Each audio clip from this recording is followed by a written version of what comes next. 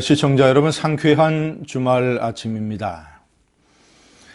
하노이에서 김정은과의 회담을 깨버린 트럼프 대통령이 미국에서 여당인 공화당은 물론 야당으로부터도 칭찬을 많이 받고 있습니다. 특히 적대적인 경쟁자들은 그의 결정을 환영합니다. 자, 이것은 두 가지 이유 때문이라고 저는 생각합니다. 첫째는 트럼프 대통령이 옳은 일을 했기 때문에, 두 번째는 국가안보나 어떤 공동체의 역사와 정체성, 인권, 이런 근본적인 이념의 문제에 관해서 여야 이 정파를 초월하는 미국 정치의 높은 수준, 이것이 이번에 다시 한번 증명된 것이라고 생각을 합니다. 특히 현재 트럼프 대통령의 제1의 정적은, 경쟁자는 하원을 장악하고 있는 민주당의 낸시 펠로시 하원 의장입니다. 낸시 펠로시는 미국 서열 3위입니다. 대통령, 부통령, 그리고 하원 의장. 미국은 부통령이 상원 의장을 맡기 때문에 하원 의장이 서열 3위입니다. 낸시 펠로시는 이 하원 의장에 오른 미국 역사상 최초의 여성입니다. 미국 권력 서열 3위에 오른 최초의 여성 낸시 펠로시. 하원 의장만 4년, 그러죠. 민주당의 하원 원내대표를 12년이나 역임한 79세의 관록의 정치인 낸시 펠로시. 트럼프의 멕시코 국경 장벽을 둘러싸고 낸시 펠로시가 트럼프를 얼마나 강력하게 반대하고 통제했는가, 그의 파워를 알 수 있는 일이었습니다. 트럼프의 제1의 폴리티컬 라이벌은 낸시 펠로시. 자, 그런데 놀랍게도 그 낸시 펠로시 하원 의장이 여러 여야의 정치인들과 마찬가지로 트럼프 대통령의 회담 결렬을 칭송하고 환영했다는 점입니다. 제가 먼저 펠로시의 정확한 워딩을 들려드리겠습니다. 김정은의 작은 제안에 트럼프 대통령이 아무것도 주지 않은 것은 잘한 일이다. 우리가 원하는 것은 비핵화다. 대통령이 협상장에서 걸어 나와서 기쁘다. 북한이 완전한 비핵화 없이 제재 해제를 원했는데 트럼프 대통령이 그로부터 멀어졌기 때문에 기쁘게 생각한다. 김 위원장이 이 비핵화에 대한 입장에서 우리와 같은 수준에 있지 않다는 것을 깨닫는데 두 번의 만남이 필요했던 것 같다라고 얘기를 했습니다. 지난번 트럼프가 공화당 대통령 후보가 될 때 경선에 참여했던 트럼프를 위협했던 마크 루비오 공화당 상원의원, 그도 주요한 경쟁자인데 이렇게 얘기를 했습니다. 고맙게도 대통령이 미국이 의미 있는 양보에 대한 대가로 북한의 의미 없는 조치에 합의하지 않았다라고 얘기를 했습니다.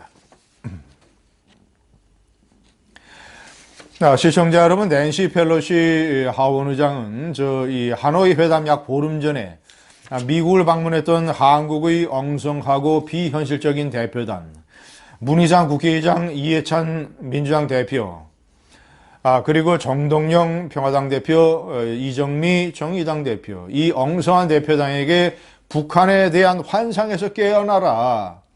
북한이 진정으로 원하는 것은 비핵화가 아니라 남한의 무장 해제다.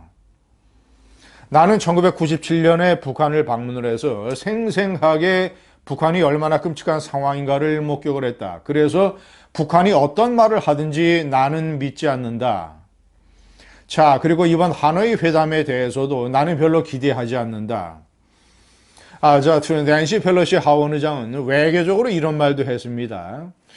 여러분들이 희망하는 대로 하노이 회담이 됐으면 좋겠다. 나는 그걸 바란다. 그러나 속마음은 낸시 펠로시는 낙관적이지 않다라고 얘기를 했습니다. 분명히 북한의 의도가 비핵화가 아니기 때문에 김정은이가 진정성이 없는 제안을 할 것이며 트럼프 대통령은 이것을 부딪힐 거라는 것을 낸시 펠로시는 확신했던 것이죠.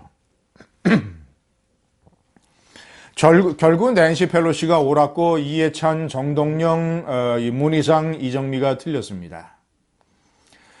이정미 정의당 대표 같은 경우에는 그때 1997년에 펠로시 당신이 방북했을 때하고는 상황이 지금 많이 달라졌으니까 다시 한번 방북해보는 게 어떠냐라는 이런 동화 같은 환상론을 얘기했습니다. 그러나 시청자 여러분, 왜 낸시 펠로시가 무슨 CIA 출신도 아니고 그리고 무슨 매티스나 또는 존 켈리 같은 사성장군 출신도 아니고 전쟁을 한 경험도 없고, 그런데 왜 낸시 펠로시가 북한에 관해서 그 본질을 정확하게 꿰고 이 남한의 엉성한 좌파 정치인들에게 저런 식으로 분명하게 얘기를 해줬으며, 그리고 하노이 회담의 결과를 어떻게 이렇게 전망 분석할 수 있었는가?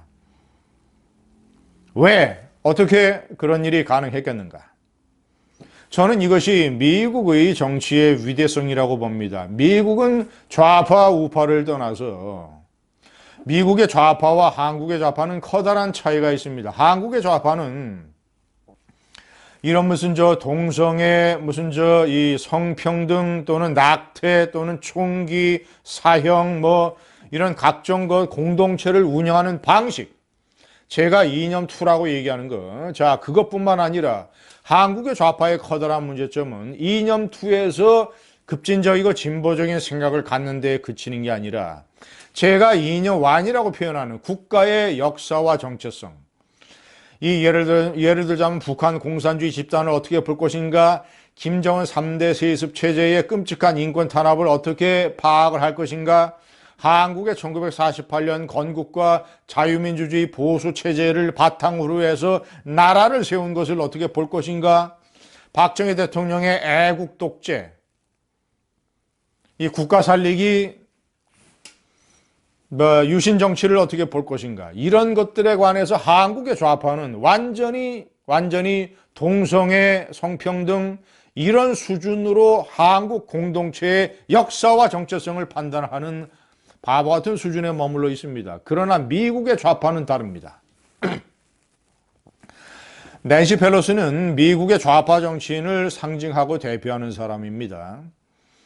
펠로시는 캐톨릭 신자지만 이탈리아에서 이민 온 가문의 후손입니다. 가톨릭 신자지만 그는 예를 들어서 동성애에 대해서 찬성하고, 그러니까 동성애의 예를 들면 동성 결혼이라든가 이런 것들에 대해서 찬성하고, 낙태에 대해서 찬성하고, 총기 소유에 대해서 반대하고, 이런 식의 전형적인 미국 좌파의 생각과 이런 입장을 보이고 있습니다. 그러나 제가 조금 전에 말씀드린 대로 미국의 좌파는 그 공동체의 역사나 정체성 또는 인권 문제, 이 악의 세력에 대한 전쟁, 테러와의 전쟁, 이런 국가 안보에 관해서는 미국의 우파 못지않게 대단히 정통적입니다. 강력한 의식을 가지고 있습니다. 그래서 제2차 세계대전을 승리로 이끈 프랭클린 루즈벨트 대통령이 민주당 출신이었고, 6.25 한국전쟁 때 북한의 남침에 대해서 신속하게 대응을 해서 북한 공산 집단을 저에게 강력한 메시지를 전달하면서 이 미군을 파견했던 트루먼 대통령도 민주당 출신입니다. 베트남 전쟁도 이 린든 존슨 대통령을 포함을 해서 케네디 이런 민주당의 대통령이 주로 치렀습니다. 이런 이 낸시 펠로시는 이거 미국의 좌파이면서도 이런 국가 안보나 정체성에 관해서는 확고한 역사의식을 가진 정치인이라는 점. 두 번째는 상식의 정치인이라는 이런 의미입니다. 낸시 펠로시는 메릴랜드주의 볼티모어에서 태어났는데 아버지가 정치인이었습니다. 하원 의원이었고, 그리고 볼티모어 시장을 오랫동안 지냈습니다. 어려서부터 아버지 밑에서 정치라는 것을 어떻게 해야 된다는 것을 배웠고, 자, 그리고 무엇보다도 오남매를 키워냈습니다. 오남매를 키워내면서 샌프란시스코로 이주를 해서 지역사회의 지역정치서부터 시작을 해서 완전히 밑바닥 풀뿌리 정치서부터 시작을 해서 미국의 권력 서열 3위 하원 의장까지 오른 인물입니다. 하원 원내대표 12년, 샌프란시스코 하원의원 선거 때는 2년마다 치르는 선거에서 매번 70 내지 80%의 높은 득표율로 정치 생활을 이어오고 있습니다. 오남매를 키우면서 아주 전통적인 미국 이민가의 후손으로서 가장 상식적이고 어떤 가장 근본적이고 가장 본질적인 이런 입장을 취하고 있기 때문에 북한 세습 독재 정권과 북한의 핵 문제, 북한의 인권 문제 이런 것에 관해서 아주 본질적이고 핵심적이고 상식적이고 합리적인 수준으로 생각을 하기 때문에 판단이 맞아 떨어지는 겁니다. 트럼프 대통령처럼 문재인 대통령을 포함한 한국의 엉성한 이 좌파 정치 세력은 이 문제의 본질과 핵심을 제대로 모르고 동화 같은 수준으로 환상에 사로잡혀서 엉뚱한 잘못된 이념에 빠져서 월남전에서 미군이 패망했을 때 희열을 느꼈다는 문재인 대통령. 번번이 왜 문재인은 틀리고 왜 트럼프와 낸시 펠로시는 맞는가? 엉성한 좌파 이념 또는 엉성한 하여튼 이 부실한 이념에 휘둘리지 않을 정도로 그들은 내공이 쌓여 있기 때문입니다. 감사합니다.